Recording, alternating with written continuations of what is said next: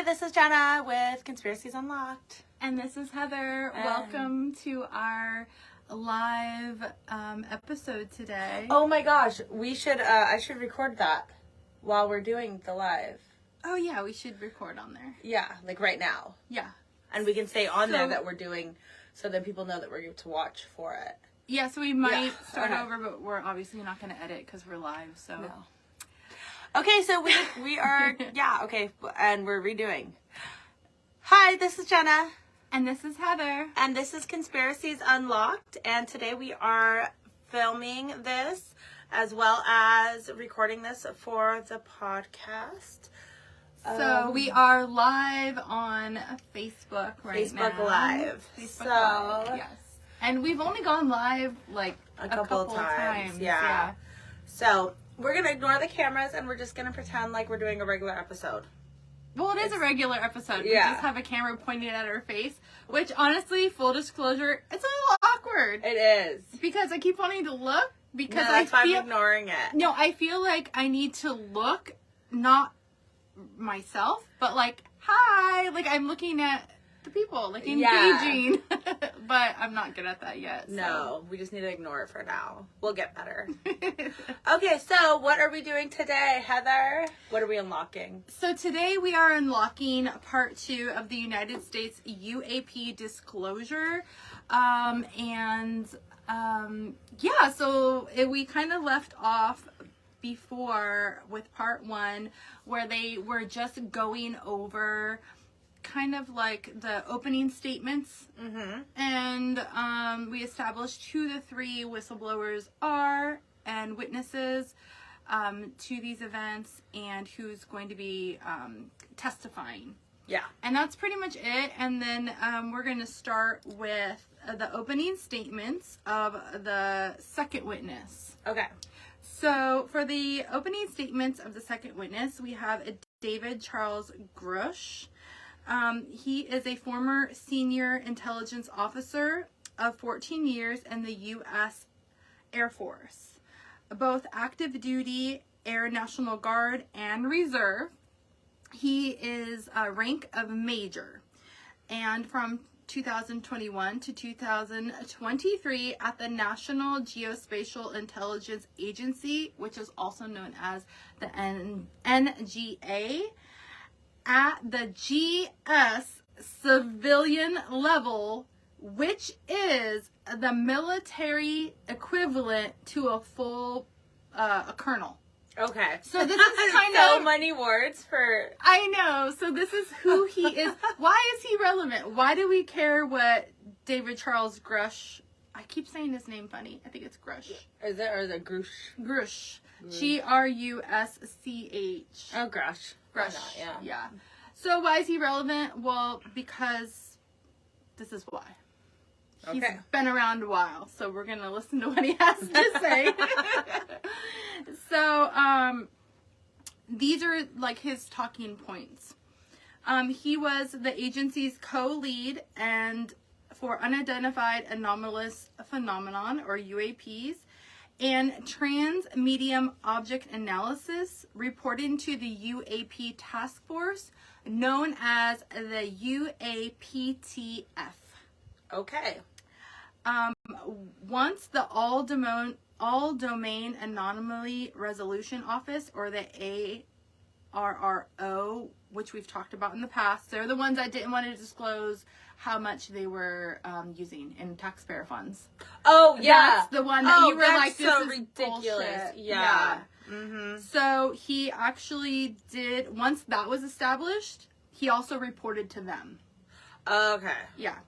Good. So somebody needs to be held accountable. Well, he just reported to the UAPs to them, like because they were like the resolution office. You know what? I just realized that I need to take my ADD medicine. Every time that we go to record, I'm like la la la in space. I'm like look over there, look at that. I'm like thinking about everything, and then I'm like, oh, I forgot to take my medicine. It's very hot in here, so I'm thirsty. So it's very, very me while I get hot. A drink of a refreshing beverage. I'm just going through everything. He did state that he became a whistleblower through the PD-19, which was an urgent concern filing of May 2022.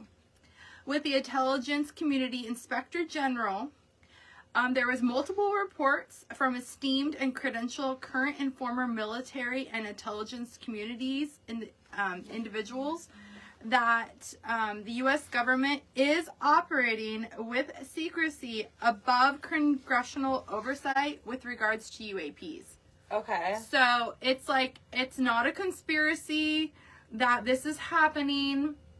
This is happening. Can we just talk about that for a second? I'm still in like utter shock that they have come out after all these years of being like, this isn't true. There are no aliens. And now they're just like, just fucking with you. There's been aliens this whole time. We've known about it. And now we've just decided to come out like 80 years later and say, yes, Roswell did happen. Or, well, I don't know if that's what they're admitting to, but whatever. After all this, after discrediting and gaslighting everybody, it's still like a shock. Like, what the fuck? I think that they were worried about hysteria. So and what? public. Okay, so now it's okay. We just launched COVID and everything else. Why not do this too? I think that now people have become, and just society in general, people are so desensitized. Yeah, and you know that what? Nothing phases us anymore, and we're like, of course there's a new variant. Why not?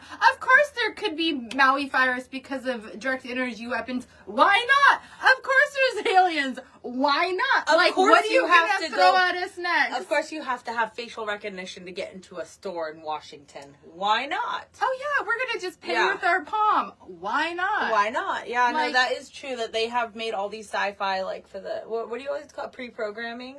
Pre-programming. Yeah. Predictive programming, pre-programming, like. Just to desensitize you to, like, all these things. And then people say, well, they have to let you know what they're going to do before they do it. It's just so insane to me. Like, I don't know. I really feel like they're coming out with this alien thing because something else is happening. This is like to direct us to the aliens instead of everything else. Something else. Maybe it's and to it cover up the direct energy weapons. Yeah, because that just happened right before.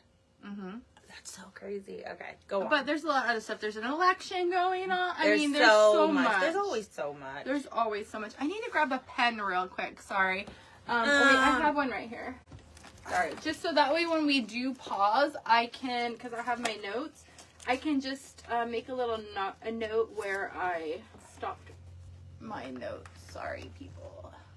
All right, so we need to, whenever we do that, we need to just pause it here because they can't hear. The computer, like the recording, doesn't know what you're doing. I stopped because you were just like mumbling to yourself, and I can't have that on the recording. Yeah, you're just like, I don't want that on the episode. Okay. So yeah, we need to treat it like a real record where you just like hit pause and then, you know, because we're still live, like they can see the recording process then. Hi guys.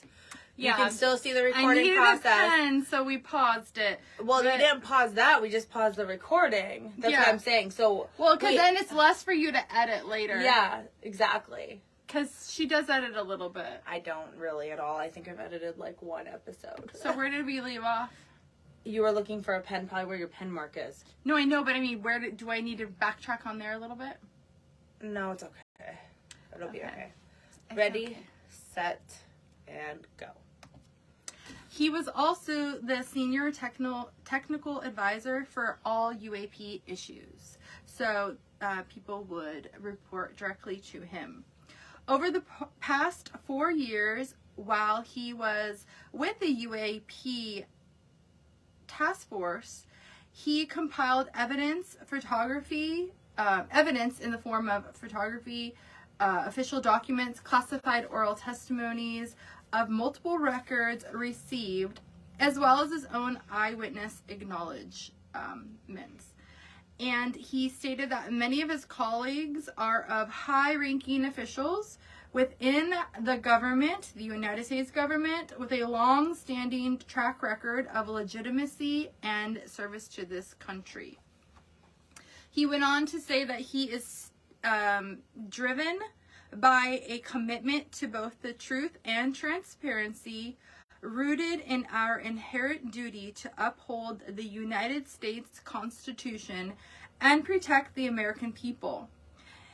I am asking Congress to hold our government to this standard and thoroughly investigate these claims. Cool. That seems to be the consensus that everyone's saying. I can't wait to get to the good part. Oh, we're getting there. I know. You have to set it all up. I want to get to the good parts. So this is his statement, you know. Yeah. In the U.S. Air Force, in his National Reconnaissance. I can see the word. I can say the word. I have reconnaissance. It has a lot of reconnaissance. Yes. Has a lot of S's in it, and I have trouble with S's. National Reconnaissance Office, or also known as the NRO, reserve its capacity. He stated that he was a member of this UAP task force from 2019 to 2021. In 2019 to 2021, he did serve at the Intro Operations Center on the director's briefing staff, which included the coordination of the presidential daily brief and supporting a variety of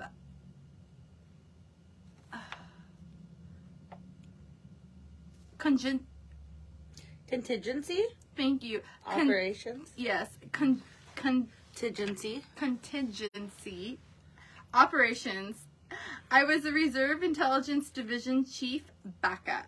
So, like, they reported he briefed to the president. Yeah. Whoever was the president at that time from 2019 to 2021, he briefed to both of them. The presidents. Yeah.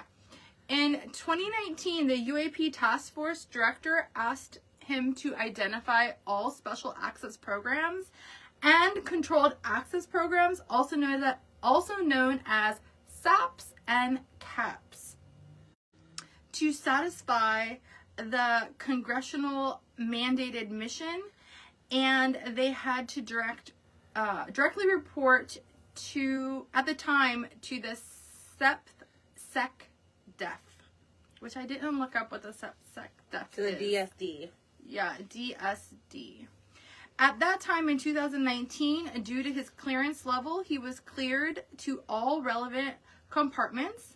He was in a position of extreme trust within the military and civilian capacities. During the time of his official duties, he was informed of a multi-decade UAP crash retrieval and reverse engineering program. Mic drop, boom. Yes, it's true. Wow. So, yes, they have retrieved crashes and they have reverse engineered. That is so insane. So they reversed it. So he's admitting to all of this. But yeah, and this is in 2019. That's when he discovered, like, yes, this is real. Could you imagine, like, going in to, like, do this? Like, and then you see like UFOs, and you find out everything that you've been told your entire life has been a complete fucking lie. And kind of like what we're going through. He said multi-decade. We already knew it was forever. It's like the 30s, 40s. Yep. Yeah. So, but this is like him saying on record in a hearing, yes. However, when he tried to get additional information, they denied him.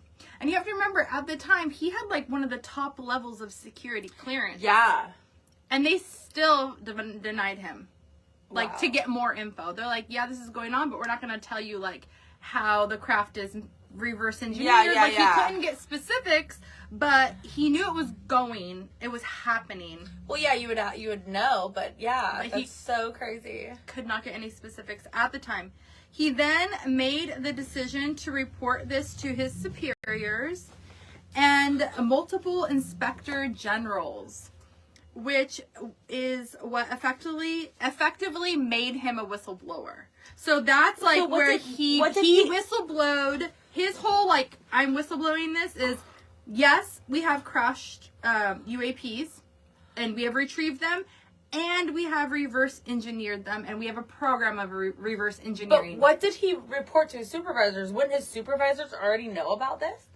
They would know about it, but, like, I guess he was just reporting, like, I don't know exactly what he said in the conversation because he didn't elaborate, but I'm just assuming, speculating that he was probably like, hey, I have the highest clearance, like, why can't I know this, or why can't we give this information to other people, or I don't know what he was asking, but I mean, if I was him, I would have questions too. I want to know. Mm-hmm. And if you had one of the highest security clearances at the time for that base or that, like, wherever he was working, you know, that area. Yeah.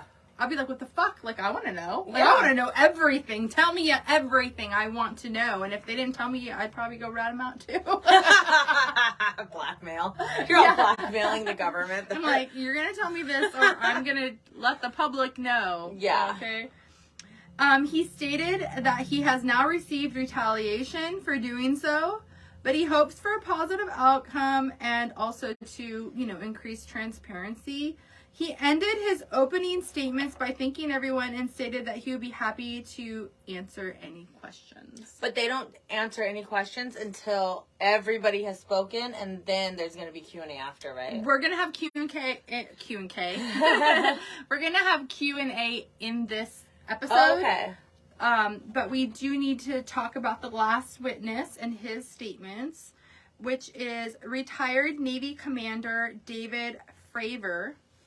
He is a squadron leader who worked as a naval aviator for 18 years with his own UAP experience known as the Tic Tac event. Ooh. Yeah, so we're going to get into his what he saw right now. We're gonna dive into it. And what year was he there? Or it doesn't say what year, or many years for plenty. Well, like 18 plus years, like not the date time. He's like not associated. He's not associated with the other. Like, they didn't work in the same area. No, I understand that. But when did he see the Tic Tac? What years? 2004. Okay, there you go. Yeah, 2004. So he started his opening statements by thanking everyone for allowing him to speak and stated the UAP topic has been in the news like really strongly the past 6 years and has been gaining a lot of momentum. Mm-hmm. Which is true. Yeah. He stated that in 2004, he was a commanding officer of Strike Fighter Squadron 41, the world's famous Black Aces.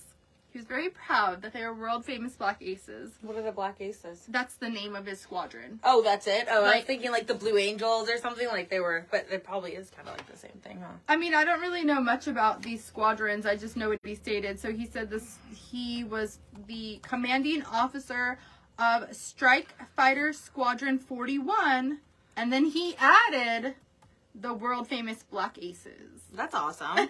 That's cool. Yeah. And they were tasked to carry an Airing 11 station on board the USS Nimitz. Oh, I've been on that. In San Diego. Yeah, not in San Diego. I just know I've been on it. San Diego. With a 2-month workup cycle off the coast of California. Cool. So he's San Diego. This is all San Diego. So his account of what he saw, this UFO, we're going to talk, I say UFO, but it's UAP now, but technically. I wonder if he saw USOs because he was doing the Navy, and that's in San Diego, and they saw USOs. Remember whenever you did? Yeah. The whole thing on USOs, and he kind of did also. Yeah, so I wonder if that's what he's seeing is what you were talking about in that episode where you did those.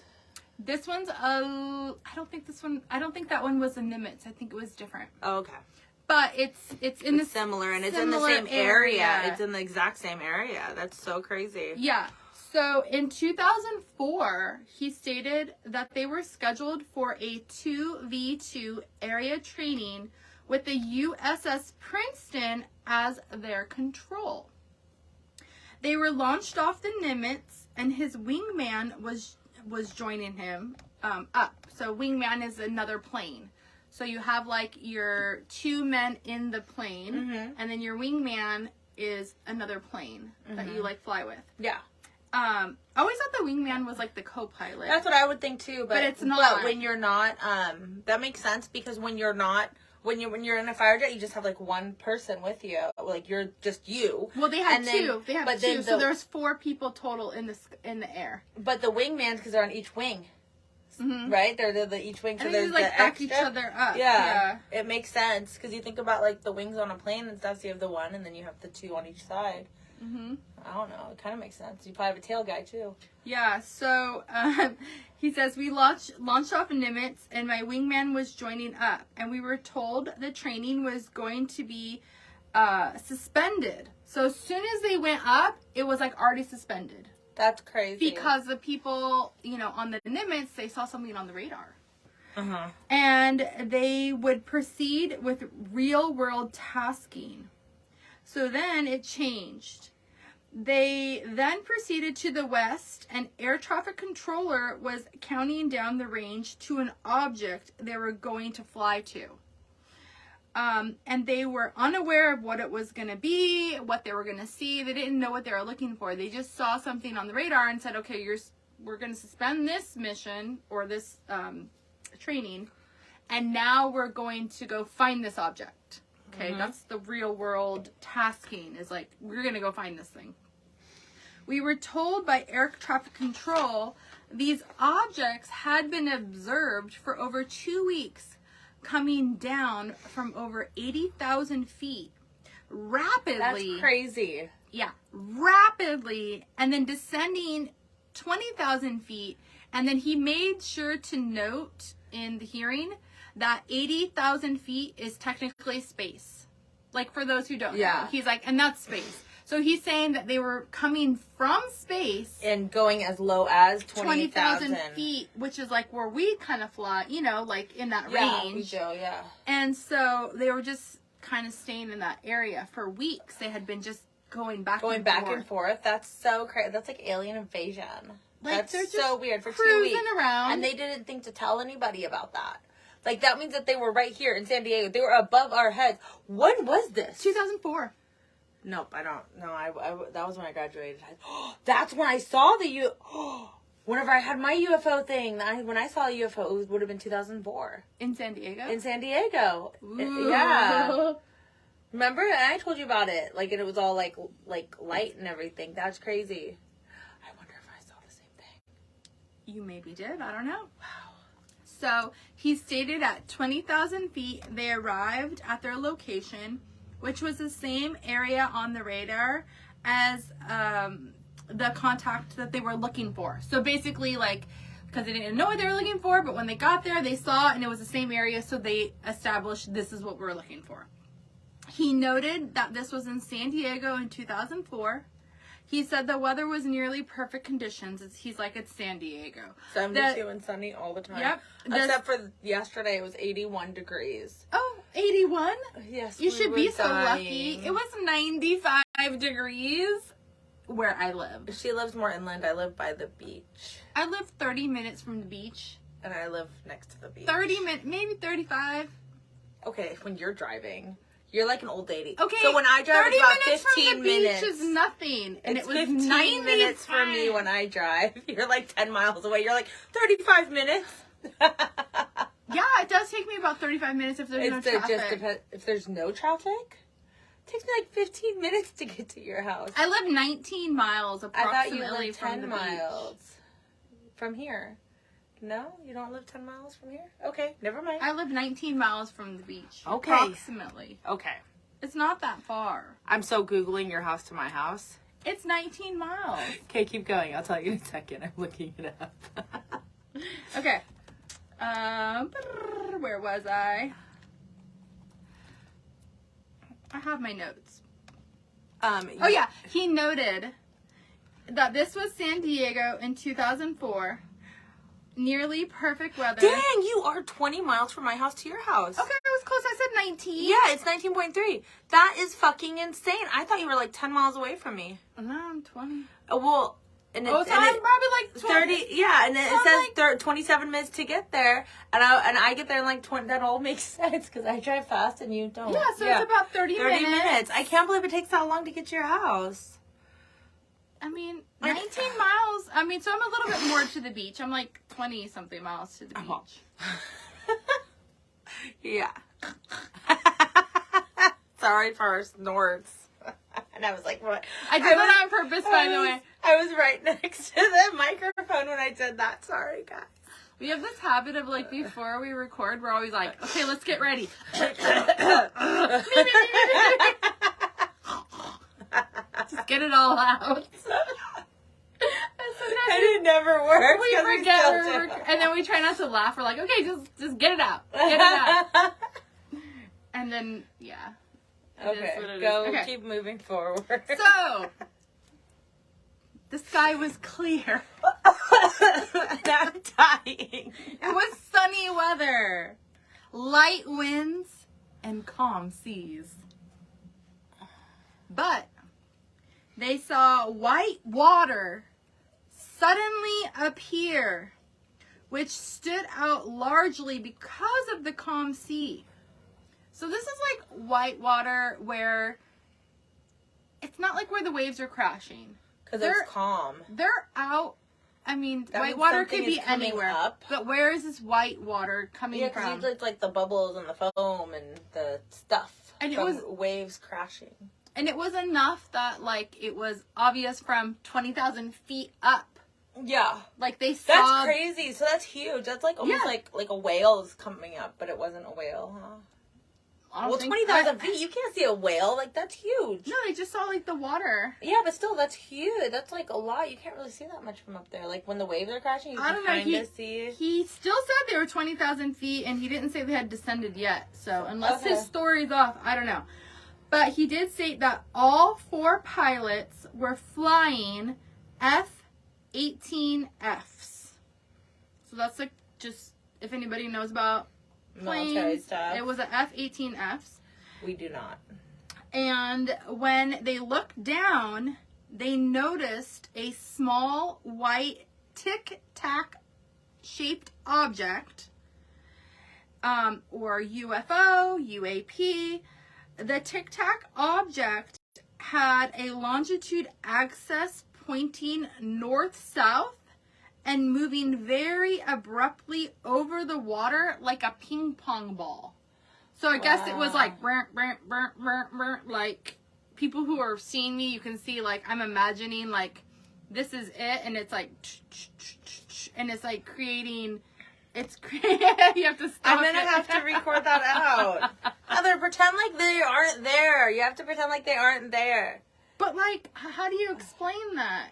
Like a ping pong ball going back and forth, or a tennis ball back and forth, back and forth. Okay, so explain it like that, back and forth. So it was like going back and forth like a tennis ball or a ping pong ball. Yeah. So that was kind of strange. Mm-hmm. Like, what is this? It had no visible signs of control. No propellers, no wings, nothing. It just was the shape of a tic-tac. Going back and forth. Going back and forth. Like an arcade game. Like the pinball. Pinball. Yeah. That's how you describe it. A pinball machine. Pinball. So him and his Wizzo is like a co-pilot, decided to take a closer look and fly away from the other F-18F. They flew towards the tic-tac, and they started to climb, and it started to climb up away from them. So it like didn't want any part of them. It wasn't like, it was like they went towards it and it was like, bye, and it like took off the other way. Mm-hmm. The plane was about 15,000 feet, and the tic-tac went down to 12,000 feet. So it just kind of went down and away. Then when they got about half a mile near the tic-tac, it rapidly accelerated and it just disappeared. Wow. It just was gone. The wingman of the other plane, which at this point was approximately 8,000 feet above them, also lost a visual with the tic-tac object. They noted at that time the white water had also disappeared, so obviously it was causing the white water because it was like flying, not in the water, but like it was causing it to do that at 12,000 feet. That's crazy. It was really causing the white water. So it was pushing down air or some shit. Something. Some kind of, maybe it was like the way that it, I don't know. It just, it was causing that. They, the controller back on the Nimitz had told them then that the tic-tac object was actually about 60 miles away in less than a minute. Wow. So when they saw it take off and disappear, it had gone on radar. Radar was still tracking it. It had gone 60 miles in less than 1 minute. What goes 60 miles in less than a minute? A car? Oh, 60 miles. I was thinking 60 miles an hour. No. I'm like, what are you talking about? Oh my gosh, I feel so dumb. I'm like, no, 60 miles. That's like... That's super far. That's like 6,000 miles an hour. Or something. I don't know. I'm not mouthing right, but... Either way, it's faster than it's super fast. Like, and also... I'm so stupid. I'm what are you talking about? No, but you also have to think... It's kind of like just flying, like kind of bouncing back and forth, or like doing whatever it's doing, and then it just takes off like that suddenly. Yeah, that's crazy. Because it thought it was spotted. Well, you think? I don't know. That it saw like, oh shit, we've been spotted. Gotta go. Bye. Well, it's because they started flying towards it, probably. Yeah, and it was like... So, it went from 15,000 to 12,000 feet, and then when it descended to 12,000 feet, it just kind of stayed there for a second, and then was like, took off. Yeah. Like, maybe it got away from them a little bit to take off, because the force of it going 60 miles in less than a minute is probably, I would imagine it... Yeah, displacing the air that quickly, and the, like... air. So it had clouds and stuff, whatever. It had like... I love it when I pretend like I know science and I'm all clouds and air and shit. Like, what am I saying? Atmosphere. It's just atmosphere. The atmospheric pressure is being displaced from how fast the ionization is going. Of the neutrinos. That is going through the Tic Tac, or is it? Because it might have a neutrino shield. And maybe it dazzled its way out of there. Science, bitches. It's science. It was dazzling. They then returned to the Nimitz. He told them about it, and someone else then went out and found it again. Yeah. And they took... Oh, so they actually found it again? They took a 90-second video of it. Where's that video? I don't have the video yet. They haven't released it yet? No, it's available. Oh, it is? Yeah, I'm going to put the 90, did I say 90 minutes? No, I think you said 90 seconds. Okay. I would imagine you said 90 seconds. Okay. It's 90 seconds. I'm going to find it. I have not found it yet. I'm putting in a note here. Find.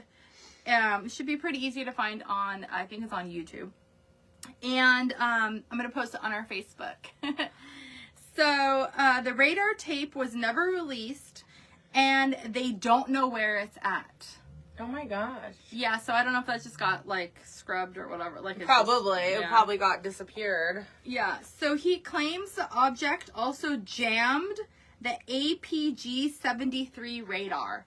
And I made a point to make sure that I said what they used, the APG-73 radar, because...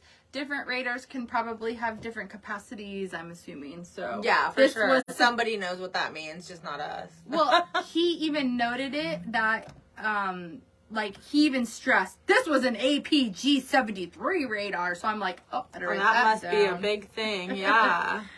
He also stated that this was never investigated, and the crew was never questioned, and the tapes that they took. The 90-second video was never confiscated. But everything else was confiscated? Well, the radar just disappeared. Oh, yeah, that could have just been an oopsident then. Because you would think that they would keep all of it. If they're going to keep all this shit, like aliens and all this other shit, underground somewhere forever, there's no reason to get rid of the radar tape thing.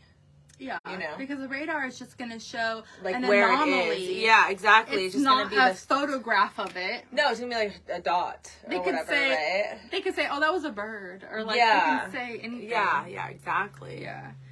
And then later in 2009, he stated that Jay Stratton, who was part of the ATIP program, contacted him to investigate. So this is the man who later came to investigate. Which was 5 years later. 5 years later, yeah. Yeah. The Pentagon also... They probably didn't know what to do with it. And then probably, like, a lot of people were dragging their feet, just being like, well, let's wait. Let's just see how it plays out. Let's see if this ever comes back, or if anybody cares. Yeah. Lou Elizondo, who is part of, like, the Pentagon lead, contacted him as well. So he's also contacted by the Pentagon. So now the Pentagon is actually interested. Yeah. You know, everybody knows it's real, except for them gaslighting the entire world. Yeah, basically.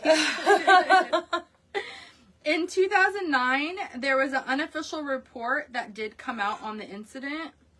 But again, it's unofficial. Alex Dietrich is another eyewitness. He's the wingman pilot in the other plane. He contacted him also years later to see if anybody had contacted him about it. And he had stated, no, nobody contacted me, but I am willing to talk about it. Yeah. You know, but no one has contacted me. So it's one of those things that, like, people, you couldn't forget it. It just kept coming back up. People kept resurfacing, you know. Well, because it's a fucking UAP in common, not common. I don't know why I can't talk. I literally feel like Joe Biden at, like, any speech right now, falling asleep. Like, I'm like, and, like, I can't talk. Like, I literally feel like... I don't think you sound like Joe Biden at all. I sound like an idiot having, like seriously, having dementia issues. If you sounded like Joe Biden, you'd be talking about a totally different subject. That's true, too. And you're on task. Like, we're not talking about the same thing. You haven't fallen over yet or anything, okay? Not yet. He did state that he was willing to talk. And then he was contacted by Mr. Elizondo, and they chatted, and he said that he would be back in contact. But would he, or was that a lie? Well, then we get into some interesting names. Uh-huh. He then heard that Lude had left the Pentagon in protest. And joined forces with Tom DeLonge of Blink-182. Shut up! Blink-182! Shut up! And you had said this is the official report of the government! Let's go! All the small things. Truth things. Oh my gosh, that's so crazy. And we had talked about Tom DeLonge before, like, being, like, believing in aliens, and, like, I remember you telling me, like, Tom DeLonge believes in aliens. Look, he's like, talked about it. But I didn't know he was working with the U.S. government. Who would know? He's probably signed NDAs and God knows what else. Yeah, and then Chris Mellon, Steve Justice, and others. Wow. They formed. Chris Mellon is in something, too. Yeah, so the names are Tom... Come on, I want to see who Chris Mellon is with. Tom DeLonge, Chris Mellon, Steve Justice, and others. He just said, others. They formed Two Stars Academy, an organization that put pressure on the issue. I wonder if he's half the reason why all this is happening. Yeah, so, he is. So we're going to talk about him right now. So, they collectively, the group, you know, they put pressure on the issue with leading industry experts and U.S. government officials. They worked with Leslie Keane, who he noted is, like, present at the hearing today, Rob Blumenthal, Helene Cooper. And what they did is they had the New York Times in 2007 publish articles. So they put pressure, like, on the Times. Yeah. Like, you need to get this out there. So those New York Times articles that came out in 2007, that was because of them. That's crazy. Working with the U.S. government to put pressure, like, we need disclosure. Yeah. Otherwise, the New York Times maybe would not have came out with those articles in 2017. That is so crazy. Mm-hmm. That's awesome. How a few people, and so we have to remember that a few people can change the world. Yeah. And can change the outcome of everything. So we all need to realize that a person is a person, no matter how small. That's Dr. Seuss, guys. In 2017, the New York Times article he believes helped to open the door, and that is partly why we're here today, is what he was like. He was very, very proud that the New York Times, like, I'm not proud, but he was just very, he just felt like that was, like, a big help. Yeah. He stated that it led to the help also of the Whistleblower Protection Act in the NDAA. He went on to say that he's concerned about the lack of government oversight or anything associated with our government processing or working on crafts not of this world. Because we've already established they're not of this world. They're not. So crazy. Yeah. It's just so great to hear people finally saying it. Like, people finally coming out and the government allowing people. I mean, I guess they're not really allowing it. People are just coming out and being like, we're saying this. Well, this is a congressional hearing of the House. Yeah, so, that's like, true, yeah. They're facilitating it. Yeah. He did state this is not a full public disclosure, and that it could undermine national security, but it's about ensuring that our system of checks and balances works across all work done in the government using taxpayer funds. I'm trying to spit it out. It's like right in front of me, but basically he's saying if you're going to use taxpayer funds, we need to know where the fucking money's going. Oh, thank you.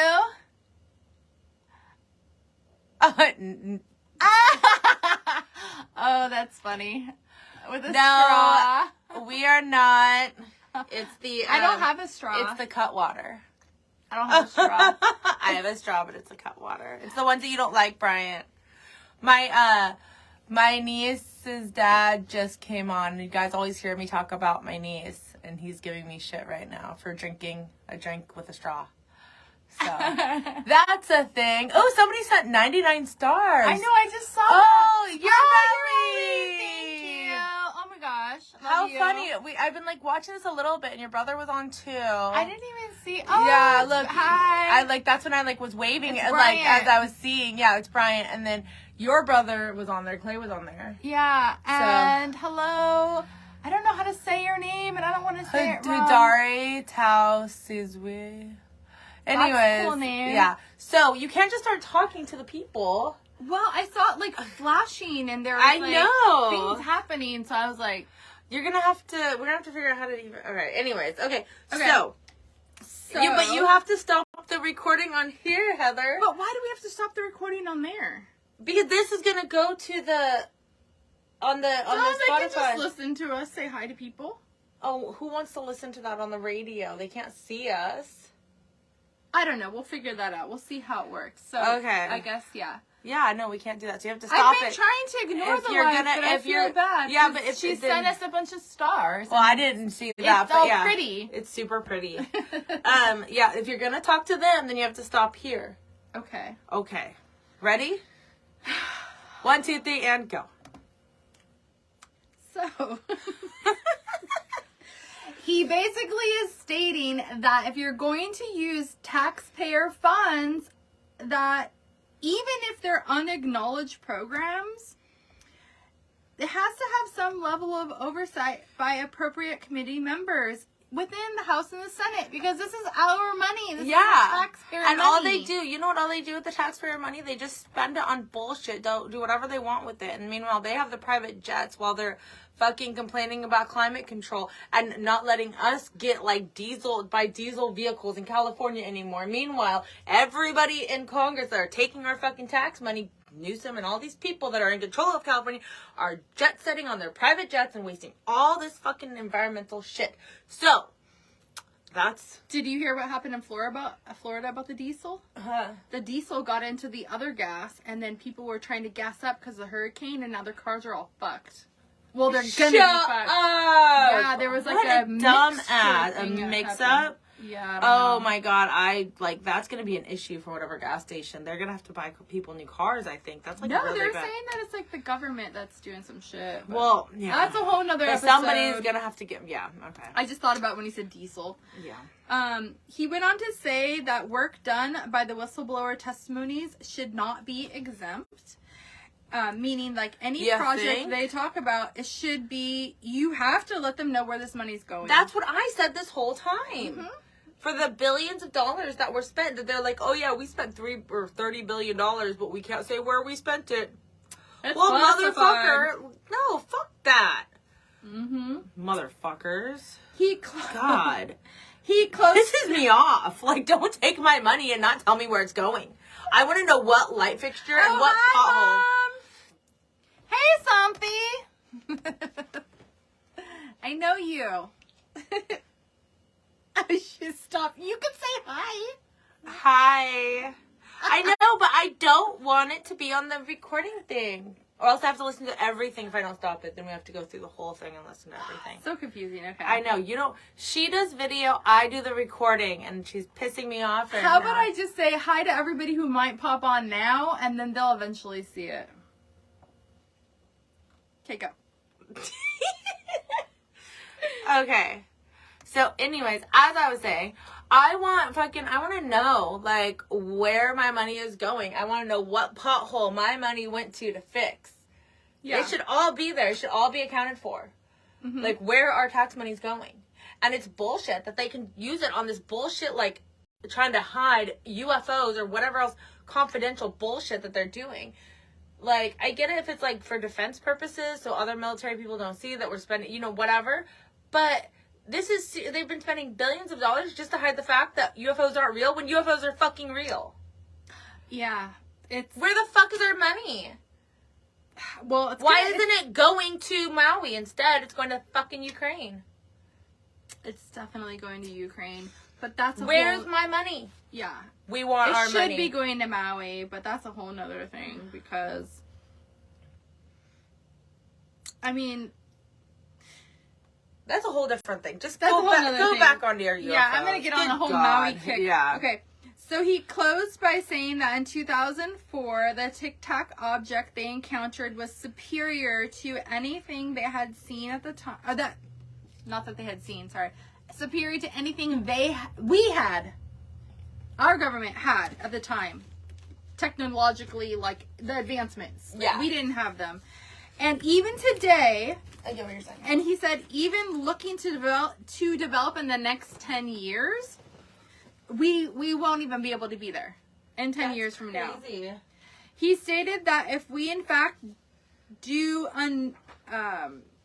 unknowingly to him, we need to have oversight for the citizens of the United States and for the elected officials to do what is best for the USA and best for the citizens and not like what is in their best interest. They have to do what's best for the citizens and best for United States as an entirety. And then he basically said, thank you for his time of being heard and just thank you. Yeah. And then we get into our first round of questions. Good. I want to hear this. Yeah. This is where the good questions are going to come. I can feel it. So, the hearing then moved on to the first round of questions for the three witnesses. Mr. Grothman, who is the chairman, he started as the first person to ask questions. Uh-huh. He started with the first witness, witness number 1, again, is Lieutenant Ryan Graves.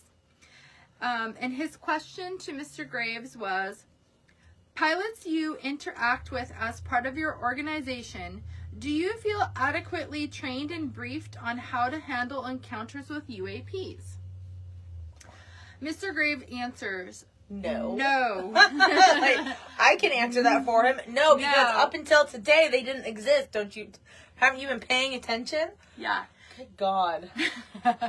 He says, no, military who witnesses to UAPs have a limited options for reporting UAPs. More concerning is that commercial aviator sector has not adopted the lessons that the military has implemented. The military and Department of Defense has stated the UAP represent a critical aviation safety risk.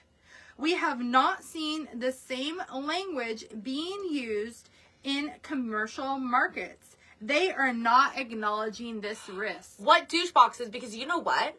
If a commercial plane sees a UFO, what the fuck are they gonna do?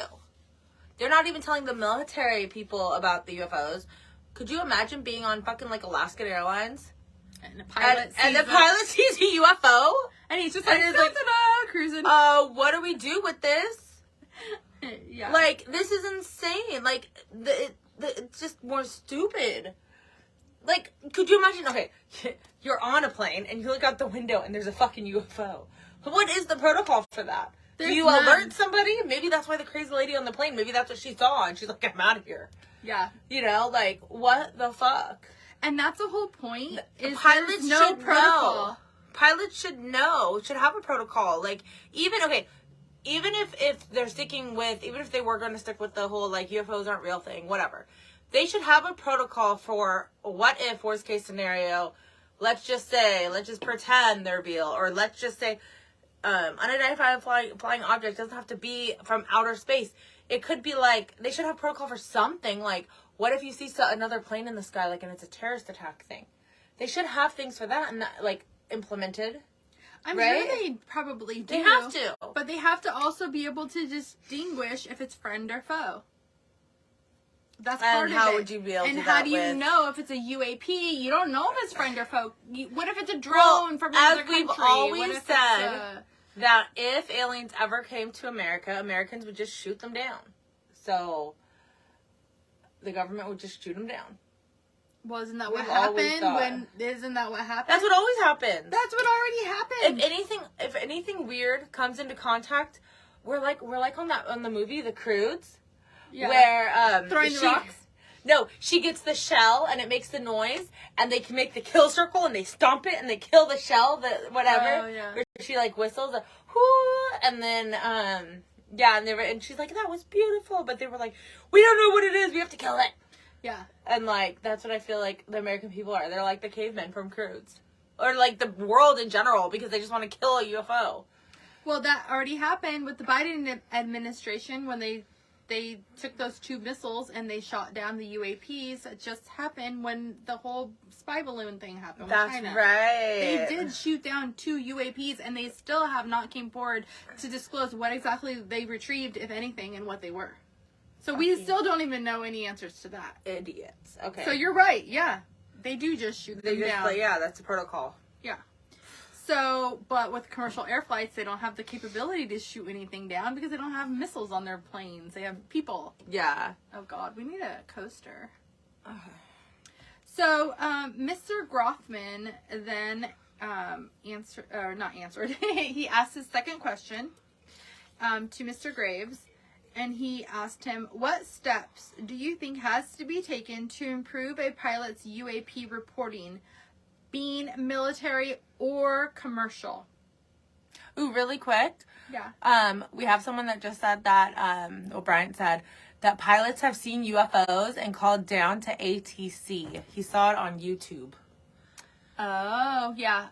Air traffic control, ATC, right? Yeah. Oh, that makes sense. I was going to Google it. Jenna. Sorry. Air traffic control. Come on. I was literally getting ready to Google what the fuck ATC is. It's not a 3-wheeler. That's an ATV. Oh. I'm just as bad. Okay, well, anyway. It's like, wow. So, Mr. Grave answers, he says, we need a system where pilots can report without fear of losing their jobs. Yes. Both military and commercial. There is a fear with the stigma associated with this topic. It is going to lead to professional repercussions through management or your yearly physical check. So, either your doctor's going to say you're cuckoo in the cabeza. Yeah. Or... Cerveza? Is that cerveza? Cerveza's beer. Cabeza's head, I think. Okay. And, or your professional, are they going to be like, you're batshit crazy, dude. Yeah. You can't fly. No, you know? yeah. So having a secure system, reducing the stigma, and making this information available through the public will reduce concerns that aircrew have. Maybe they can do it anonymously. Maybe not anonymously because they have to say where they were flying and like for specifics, but they can at least report it anonymously to, not so much anonymously, but privately. Yeah. So a system they can type in their coordinates or whatever they saw, and it just goes to that system. And somebody who's not even associated with them specifically, it goes to the data entry, like the receiver, and then they do the next step without the superior even having to know or anybody having to know. Yeah. That was my little 2 cents of how I think they should do it. But if you adopt my idea, sponsor our podcast. Government, sponsor us. The government's gonna try to shut us down.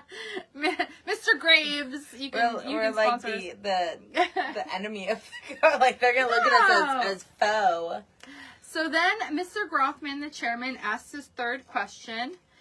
This question was also to Mr. Graves. He asked him, he said, "Give me a little idea that the degree to which the reports in the past are not being made public right now." Yeah. Mr. Graves I want to know that. Yeah, Mr. Graves answered, "I don't think there has been a proper reporting system." Like, what are you talking about? There's nothing. To gather those reports and thus not report them. To answer your question, I think there is a lack of data due to the fact the reporting has been limited up to this time. So, they don't have anything. They don't have any protocol. Things are not. They don't have a report. Yeah. Yes, there's no protocol, and there's a stigma. There's no protocol, and obviously they don't want to lose their jobs. They don't want to have a stigma against them that people are judging them for what they saw, even if there's multiple people that saw it at the same time. Yeah. It doesn't matter. So Mr. Grothman, the chairman, again questioned Mr. Graves and said, "Could you tell me why you believe?" And then he said, just playing a little devil's advocate, why you believe there's a reason some of this stuff should not be available to the public. Like, why should we not, right? Yeah. Mr. Graves answered simply, national security concerns. When we use our advanced sensors and tactical jets to be able to identify these objects, however, there is no reason why the object themselves would be classified. He went on to say that he would be curious to see how the security classification guideline would actually spell out the different nuances of how this topic is classified from a perspective of a UAP, not national security. So basically the only reason why it would be not available to the public is if whatever was in that report had something to do, would conflict with what's the word? National security. Would compromise national security. But if it's just the UAP, he doesn't even think those should be classified. Like, why? No, because it's not national, it's world. A UAP would be world security, not national security. It's like planet Earth security. Yeah, it's like if I looked at it, it's like if you just looked at an inanimate object, an anomaly. Yeah. Or like, I'm just looking at this, like, that's not classified. But if I'm looking at it and it's connected to some kind of government defense bullshit, which makes sense. But like I've said from the very beginning, aliens are not a national issue. They are a Earth issue. Yeah, it's That's a worldwide, like, put aside your differences. We all got to come together for this one and either freak out together or plan together, fight back together or befriend together or what the fuck ever together. Yeah. Like, this isn't national security. This is world, planet Earth against outer area security. I mean, there's certain things that we need to come together as humanity and do what's right for humanity. Yeah, right? Exactly. Yeah. So then Mr. Grothman, the chairman, he asked a question, and this question was for all three or any three of the witnesses.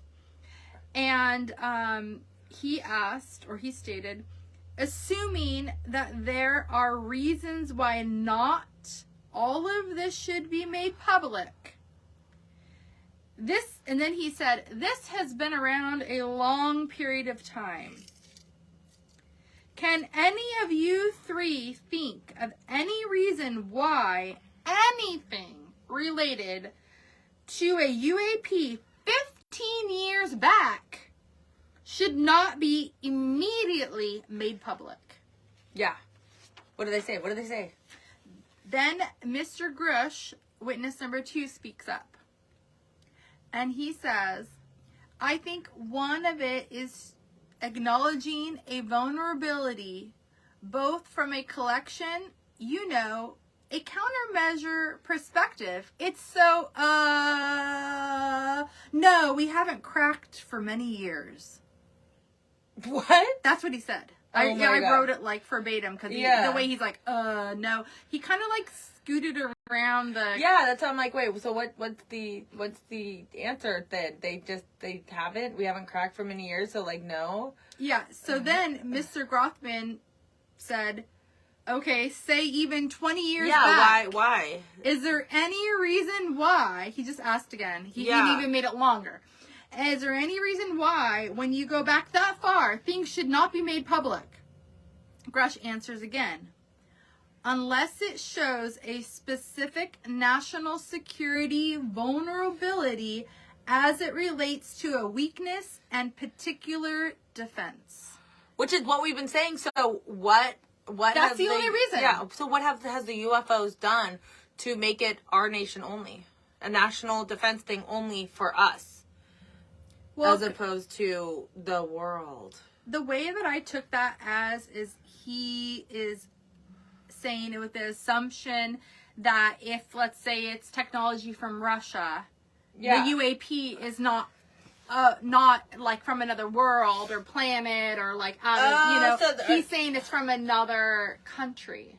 Oh, so the UAP could have been from another country, not even from us? That's what he's... not even from... I believe that's what he meant. That's how I took it, but I could be wrong. Researched it, yeah. Well, I'm just... Yeah, no. Yeah, I don't know. That's how I took it. Because it's always a possibility. Yeah. Mr. Grothman, the chairman, again questions specifically to witness number 3, who is Mr. Fravor, about the Tic Tac incident. That occurred in 2004, and what kind of reporting took place after the incident? Mr. Favor answered, none. He says, easy. None. And we had a standard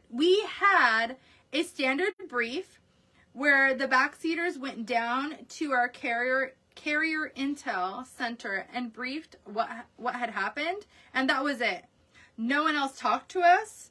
And I was in the top 20 in the battle group. The captain was aware, the admiral was aware, and nothing was done. I believe that 100%. What would they like? There's no protocol. Yeah. So then Mr. Grothman, the chairman, questions, well, did your commanding officers provide any sort of justification? He says, no, I was the commanding officer. He said, I was. I'm the boss. I'm the dude. I don't know what to do about this. Nobody fucking told me how to handle this. This is above my pay grade, Mr. Chairman. But he didn't say that. He actually said, no, I was commanding officer of the squadron, so no. It's like, well, why didn't he do anything? That's funny. Yeah. So Mr. Grothman then, went on with his questions.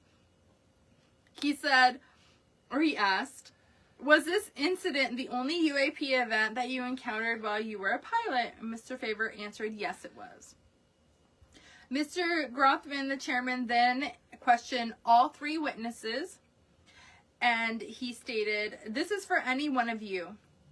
Based off each of your experiences and observations, do you believe that UAPs pose a potential threat to our national security?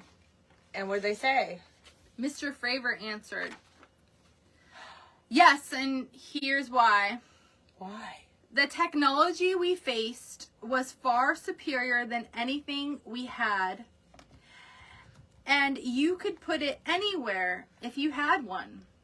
If you captured it and you reverse engineered it and you got it to work, you're talking about something that can go to space, go someplace, drop down in a matter of seconds, do whatever it wants, and just leave.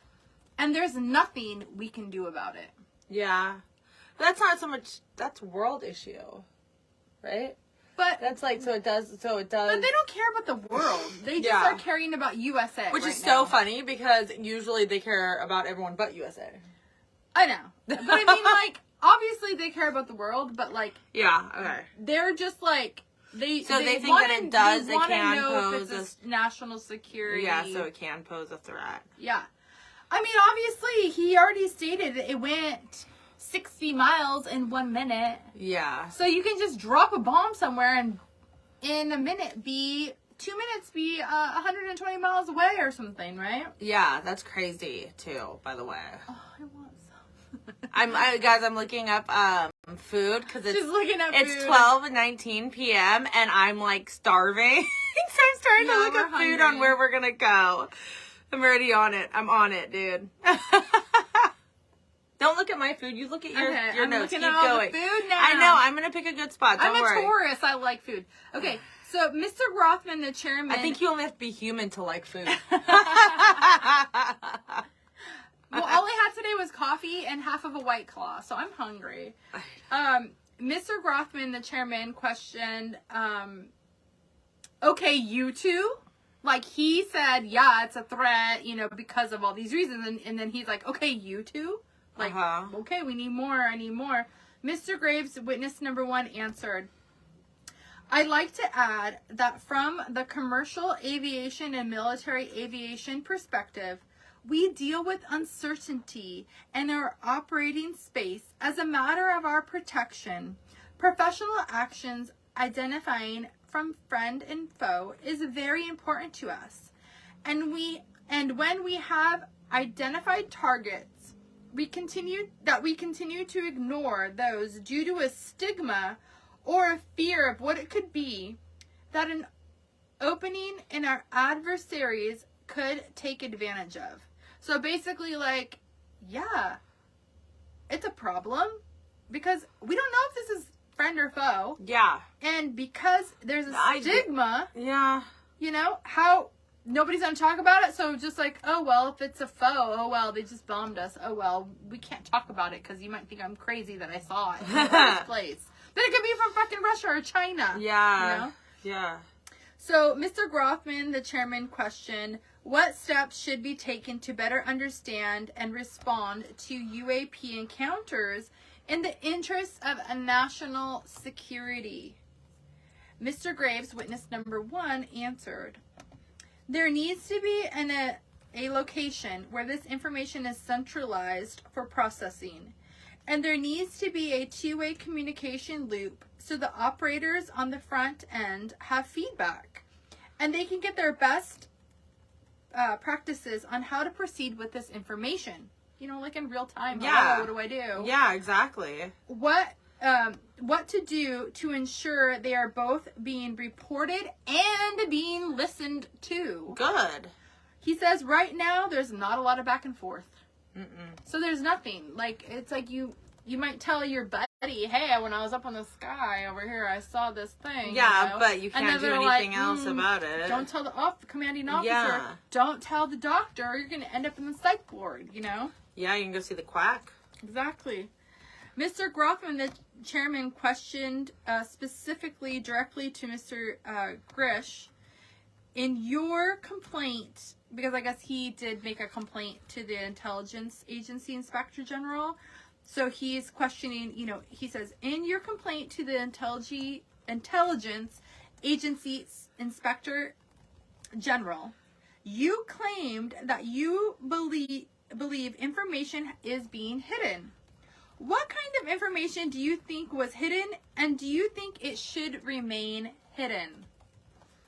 Mr. Grish answered, stating that he can speak to that briefly, only in an unclassified manner, because he noted that most of what he was the complaint was classified, so he could only just briefly speak on it. He said both material accusation and exploitation activity, also baselining the UAPs, but not sharing it with the intelligence professionals that are doing step briefs to pilots, that kind of information. So basically, they do their briefings. It's like they just keep saying the same shit over and over and over again. Well, basically, they're not communicating. They can't. They're not allowed to communicate because then they'll be called crazy. So what are they supposed to do? Yeah. So that there's no protocol. There's nothing. So what should they do? That concludes our first round of questions. And Mr. Grothman then thanked everyone. And the second round of questionings will be our part 3, starting with Mr. Garcia. Fantastic. So we're in the questions, so it's going to be a lot of back and forth. Yeah, more interesting stuff, a lot of interesting. But hopefully somebody has some balls and asks some real questions. Yeah. On the next part, because the main takeaway was the whole TikTok. Yeah. TikTok bombshell that really happened. Yeah. And bombshell, hello. They confirmed, yes, they have crafts. They confirmed there is a reverse engineering program. They confirmed that they're using taxpayer funds, and they're not disclosing how much funds they're using. We have no idea how much of our money is going to this. Yeah. And they also admitted that it's not just military, but it's also commercial pilots. And obviously the general public for years have been saying, with your camera, you can, on your phone, you're like, oh, what's that? You can film shit, But all those things they're basically confirmed. That's crazy. It's they've just confirmed everything, and they've spent so many years trying to hide all this. I just can't believe it. It amazes me every time, that we talk about this, that this happened, and that, yeah. Anyways, so yeah, that's our what did we title this one? It is part 2 of the United States UAP Disclosure Unlocked. Hearing Unlocked. That's what I named it. I just named it right now. Oh yeah. Okay, so that is our episode, and please don't forget to share, like, and subscribe, and you can follow us on all of our social media, which is Conspiracies Unlocked. And don't forget to email us, conspiraciesunlocked@gmail.com. Bye. Bye. Thank you so much for watching. Thank you for watching us this live. This is our first time being live for a whole episode. I don't even know how long that was. I want to go back and look at all of the comments and stuff. Yeah. So thank you guys so much for your support, your stars, and listening to all of this. Okay, see you guys next time. Oh, and if you want to listen in later on, we're going to be recording another episode.